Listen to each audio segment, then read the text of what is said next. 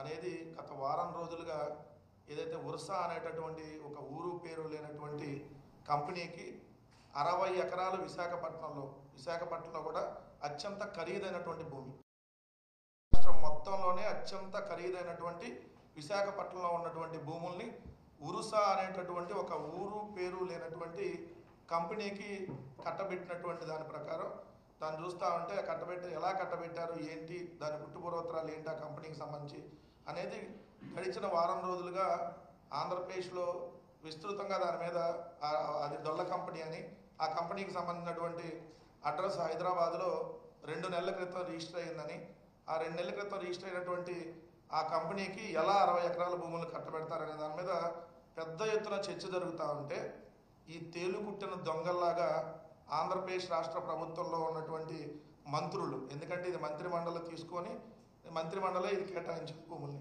కానీ ఒక్క మంత్రి కూడా వచ్చి దాని మీద ఇప్పటి వరకు ప్రెస్ మీట్ పెట్టాల, దాని మీద వివరణ ఇవ్వాల. 164 మంది ఉన్నారు ఎమ్మెల్యేలు, ఒక్కళ్ళు కూడా దాని మీద ఎస్ ఈ కంపెనీకి మేము భూముల్ని కేటాయించాం, ఈ కంపెనీకి సంబంధించినటువంటి చరిత్ర ఇదని చెప్పి ఎక్కడ ఇప్పటి వరకు కూడా స్పందన లేదు. ఎందుకంటే వీళ్ళు ఆల్రెడీ డొల్ల కంపెనీ కాబట్టి. ఎవడైనా 2 నెలల క్రితం రిజిస్టర్ అయినటువంటి కంపెనీ కేవలం 9,10,000 రూపాయలతో ఏదైతే ఒక కంపెనీని స్టార్ట్ చేస్తే, అది కూడా ఒక ఎంప్లాయీ లేడు దాంట్లో, ఇద్దరు ఎవరైతే డైరెక్టర్లు ఉన్నారో వాళ్ళిద్దరే డైరెక్టర్లు, వాళ్ళిద్దరే ఎంప్లాయీలు, అక్కడ దానికి ఒక టర్న్ ఓవర్ లేదు, ఏం లేనటువంటి కంపెనీ హైదరాబాద్లో ఒక రెసిడెన్షియల్ ఫ్లాట్లో అడ్రస్తో రిజిస్టర్ అయినటువంటి కంపెనీకి దాదాపుగా ఎకరం 50 కోట్ల రూపాయల విలువ చేసేటటువంటి భూములు, అంటే 60 ఎకరాల భూములు, అంటే దాదాపుగా 3,000 కోట్ల రూపాయల విలువైనటువంటి భూముల్ని కేవలం 99 పైసలకే కట్టబెట్టారు అనేది ఈరోజు క్లియర్గా కనపడతా ఉంది. అంటే మొత్తం అమ్మేశారు 99 పైసలకి, అంటే ఉచితంగా ఇచ్చినట్టు. ఇంకా 99 పైసలు ఒక పేరుకి 60 అంటే 3,000 కోట్ల రూపాయల విలువైనటువంటి భూముల్ని ఏదైతే ఫ్రీగా వాళ్ళకి సంబంధించినటువంటి మనుషులకి దోచిపెట్టినటువంటి కార్యక్రమం. ఎవరు ఈ కంపెనీలను ఆరాధిస్తే నారా లోకేష్కి సన్నిహితుడు, ఈరోజు ఆంధ్రప్రదేశ్ రాష్ట్రంలో ఏదైతే రాజ్యాంగేతర శక్తిగా పనిచేస్తున్నటువంటి కిలారు రాజేష్, నారా లోకేష్ ఫ్రెండు, సో నారా లోకేష్కి బినామీ కూడా కిలారు రాజేష్ కొన్ని వందల కంపెనీలు ఇలానే 1, 2 నెలలు 3 నెలల క్రితంలో ఏదైతే కొన్ని వందల కంపెనీలు రిజిస్టర్ చేసి ఆంధ్రప్రదేశ్ రాష్ట్రంలో ఉన్నటువంటి భూముల్ని కొట్టేయడానికి వేసినటువంటి కుట్రలో భాగం ఇది. ఆర్గనైజ్డ్ స్కామ్ ఇది.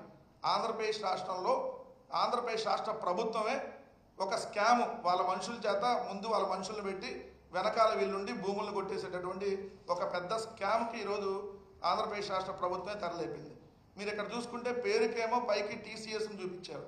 ఎందుకంటే టీసీఎస్ అంటే ఎవరు కూడా క్వశ్చన్ చేయం కదా, టీసీఎస్ అనేది ఒక మంచి కంపెనీ. డెఫినెట్లీ టీసీఎస్ అనేది జగన్మోహన్ రెడ్డి గారి ప్రభుత్వమే 2020లోనే టీసీఎస్తో సంప్రదింపులు జరిపింది. తర్వాత 2 ఏళ్ళు కోవిడ్ వచ్చింది.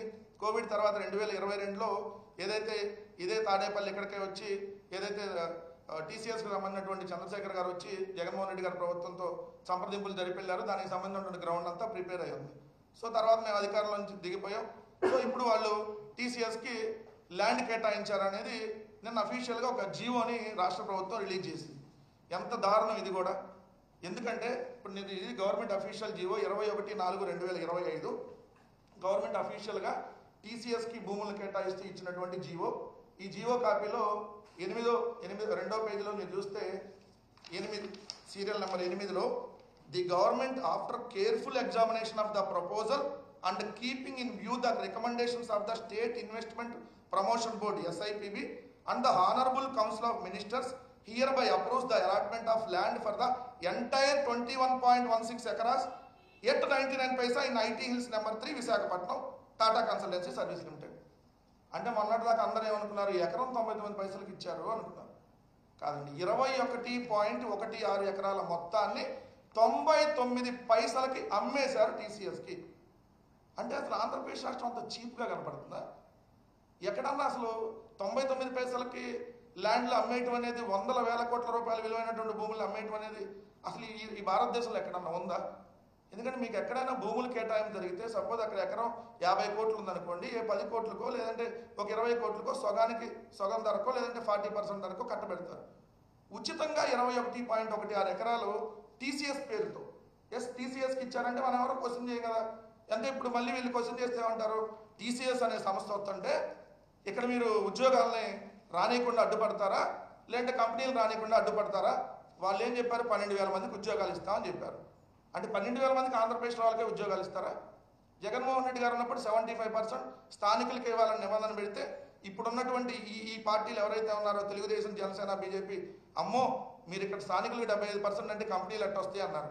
మరి ఇప్పుడు ఈ 12,000 ఉద్యోగాల్లో ఒక 2,000 ఎన్నో ఆంధ్రప్రదేశ్లో వస్తాయి. మిగిలిన వాళ్ళందరూ వేరే రాష్ట్రాలకు సంబంధించిన వాళ్ళు ఇక్కడ వచ్చి పనిచేస్తారు. సో దానికి ఉచితంగా వాళ్ళు అడిగారు మిమ్మల్ని ఎవరిని ఏమని? టీసీఎస్ అనే సంస్థ మిమ్మల్ని ఎవరిని ఏమని అడిగిందా? ఈ టీసీఎస్ పేరు చూపించి ఈ టీసీఎస్ వెనకాల కొన్ని వందల డొల్ల కంపెనీలు పెట్టి ఈ ఊరు పేరు లేనటువంటి ఏదైతే పనికి మాలినటువంటి కంపెనీలు, ఇది ఎవరైనా కంపెనీ అంటారు ఉర్సా అంట, యుఆర్ఎస్ఏ. దీని చరిత్ర ఏందని చూస్తే ఫిబ్రవరి 12వ తారీఖున మన హైదరాబాద్లో కొత్తగూడలో రిజిస్టర్ అయింది. సో వీళ్ళంటే 5,000 కోట్లు పెట్టుబడి పెడతారంట. ఆ ఇంటికి వెళ్ళి ఒకసారి నిన్న సాక్షి ప్రతినిధులు ఆ ఇంటికి వెళ్ళి చూసొస్తే ఆ ఇల్లు ఫ్యామిలీ ఉంటుంది అక్కడ. ఆ బయట బోర్డు కూడా అద్వైత అన్వైత ఎవరో ఇద్దరు అమ్మాయిల పేర్లతో బోర్డు ఉంది. అసలు అక్కడ ఆఫీస్కి సంబంధించిన అడ్రస్ లేదు. ఇంటికి కరెంటు బిల్లు కేవలం 100 రూపాయల కరెంటు బిల్లుతోనే అది రన్ అవుతా ఉంది. అక్కడ అది ఓన్లీ ఇల్లు నడుస్తూ ఉంది. అంటే ఒక ఫ్యామిలీ నడుస్తున్నటువంటి దాన్ని ఒక ఆఫీస్గా చూపించి ఇక్కడ ఆఫీస్కి ఊరు లేదు, పేరు లేదు, అడ్రస్ లేదు. అయితే దీనికి సంబంధించినటువంటి ఉర్సా మీద పెద్ద ఎత్తున చర్చ జరుగుతుంటే వాళ్ళు వచ్చారు. ఎవరైతే ఆ ఉర్సాకు సంబంధించినటువంటి అసలు వాళ్ళు వచ్చారు. వాళ్ళలో ఒక అతని పేరు పెందుర్తి విజయ్ కుమార్, వాళ్ళ అబ్బాయి పెందుర్తి కౌశిక్. ఇంకొక అతను వచ్చేటప్పటికి అబ్బూరి సతీష్.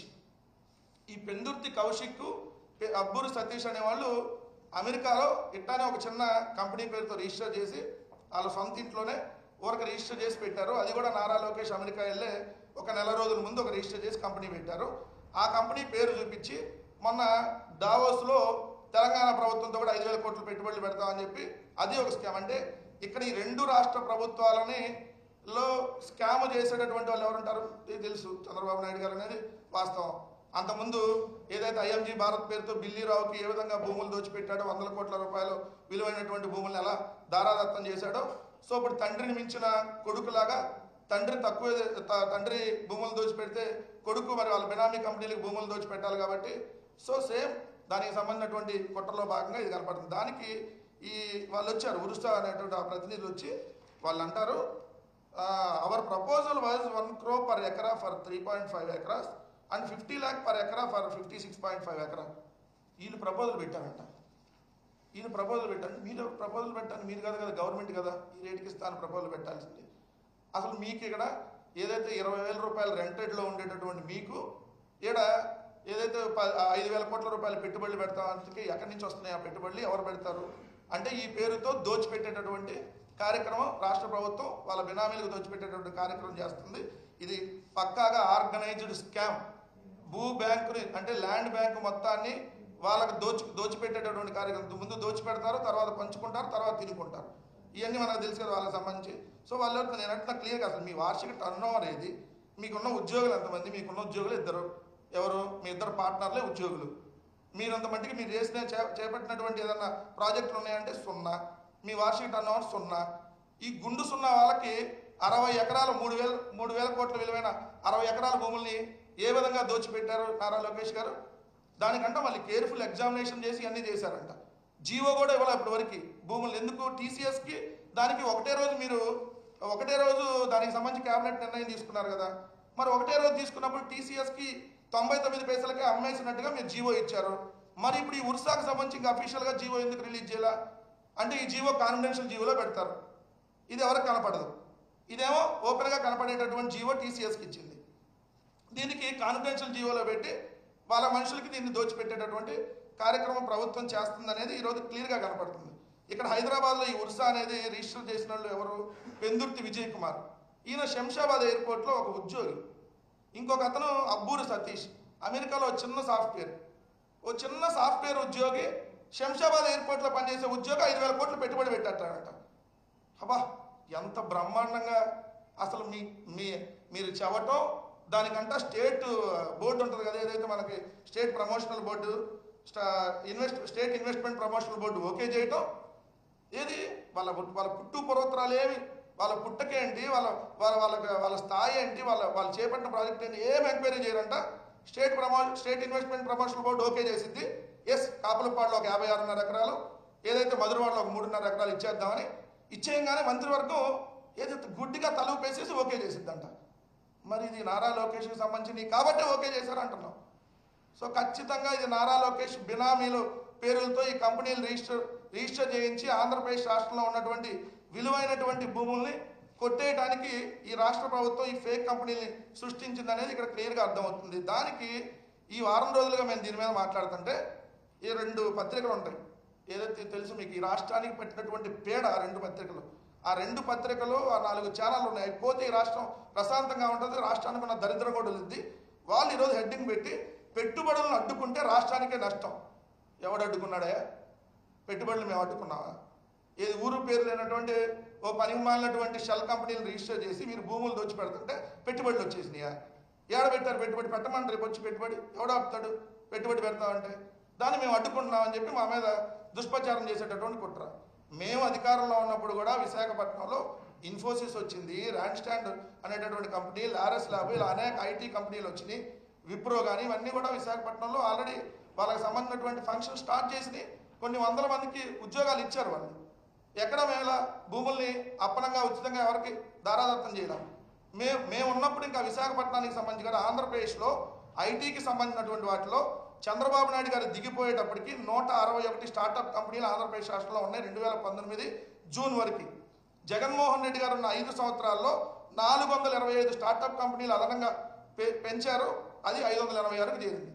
అంటే 425 స్టార్టప్ కంపెనీలు కేవలం 5 సంవత్సరాల్లో, 2 ఏళ్ళు కోవిడ్ ఉన్నా కూడా జగన్మోహన్ రెడ్డి గారి ప్రభుత్వం ఆంధ్రప్రదేశ్ రాష్ట్రంలో స్టార్టప్ కంపెనీలు నెలకొల్పడానికి అవకాశం కల్పించింది, నెలకొల్పారు.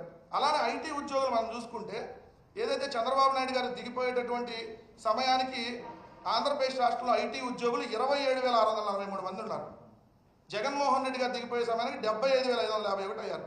అంటే 47,908 మంది ఐటీ ఉద్యోగులు జగన్మోహన్ రెడ్డి గారి హయాంలో ఆంధ్రప్రదేశ్ రాష్ట్రంలో కొత్తగా ఉద్యోగాల్లో వచ్చినటువంటి పరిస్థితి. మరి మేము అడ్డుకుంటావా? మా హయాంలో కదా అన్ని పెరిగినాయి, అన్నిటికి సంబంధించి ఉద్యోగాలు పెరిగినాయి, స్టార్టప్ కంపెనీలు పెరిగినాయి. మీరు ఈ 10 నెలల కాలంలో ఏం చేశారు? ఉన్నటువంటి తరివేసేటటువంటి కార్యక్రమం లుల్లు కూడా అప్పనంగా దోచిపెట్టారు భూముల్ని. ఆ లుల్లు అనేటటువంటి మాల్ హైదరాబాద్లో కూడా ఉంది. ఓ రెంటెడ్ దాంట్లో ఉన్నారు వాళ్ళు, కుకట్పల్లి నుంచి, ఏదైతే కుకట్పల్లి హైటెక్ సిటీ రూట్లో ఉంటుంది. ఎవరు మీలాగా వేల కోట్ల రూపాయల విలువైనటువంటి భూములు దోచిపెట్టలేదే.